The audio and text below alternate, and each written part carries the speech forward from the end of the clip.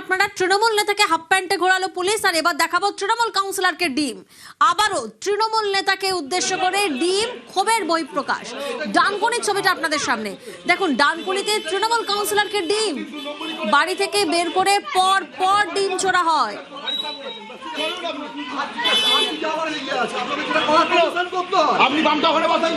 ডানকুনির 13 নম্বর ওয়ার্ডের কাউন্সিলর।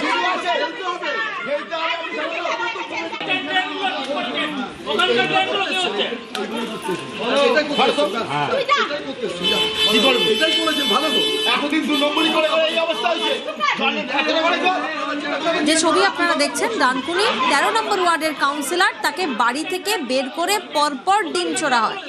রানা প্রতিনিধি আমাদের সঙ্গে রয়েছেন। রানা, কি কি অভিযোগ রয়েছে এই কাউন্সিলরের বিরুদ্ধে? দেখো, ডানকুনি পৌরসভা 13 নম্বর ওয়ার্ডের দেবাশিস ব্যানার্জি, তার বিরুদ্ধে অভিযোগ এই যে পৌরসভা যে 13 নম্বর ওয়ার্ডে জল নিকাশ হয় সহ ওয়ার্ডে যে সমস্ত ডেভেলপমেন্ট কাজ, ময়লা আবর্জনা প্রতিদিন যে পরিষ্কার করে পৌরসভা পক্ষ থেকে, সেটা কিন্তু ভোটের পর থেকেই বন্ধ রয়েছে।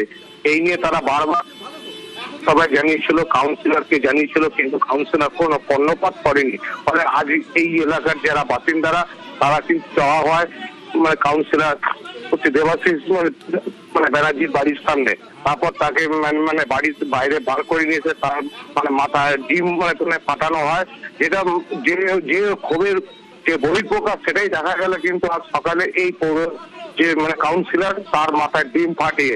এলাকাবাসীর বক্তব্য হচ্ছে, দীর্ঘদিন ধরে তাকে জানানো হয়েছিল বিভিন্ন সময় যে পরিষ্কার পরিচ্ছন্ন করা, বিশেষ করে জল নিকাশি, এই যে বর্ষাকালে জল জমে যাওয়া, বিভিন্ন রকম রোগের প্রাদুর্ভাব হয়, কিন্তু তিনি পুষ্টি করবো বলে বারবার প্রতিশ্রুতি দিয়ে কিন্তু তিনি সেই প্রতিশ্রুতি তিনি পালন করেননি। উল্টে তার বিরুদ্ধে বিভিন্ন যে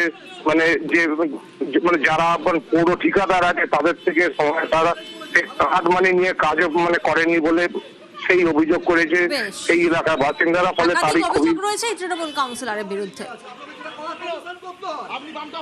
রাস্তায় আজকে 8-9 বছর ধরে আমরা জলে ভুগছি, বাচ্চা কাচ্চা সবাইকে শুধু যাবে আমাদের কাছে সাইন করাবে, ম্যালেরিয়া হয়েছে নাকি ডেঙ্গু হয়েছে নাকি, তারপরে একটু মশা মারার ওষুধ নেই, ড্রেন পরিষ্কার 2 বছর ধরে কোনো ড্রেন পরিষ্কার নেই। বাচ্চা কাচ্চা নিয়ে এখন আমরা কি করবো? বাচ্চা কাচ্চাদের নাকি খেলতে পারে না, 12 মাস আমরা জলে ভুগি। উনি 15 বছরে কি করেছে?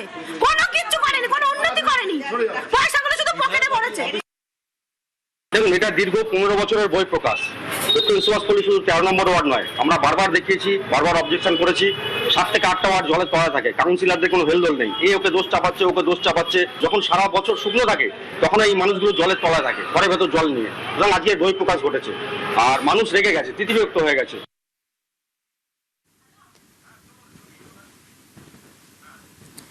ডানকুনিতে তৃণমূল কাউন্সিলরকে উদ্দেশ্য করে ডিম, কারণ তার বিরুদ্ধে একাধিক অভিযোগ। ক্ষিপ্ত এলাকাবাসী তারা ভুরি ভুরি অভিযোগ করছেন যে কোনো কাজই হয়নি বিগত 15 বছরে, আর তাই কাউন্সিলরকে লক্ষ্য করে ডিম।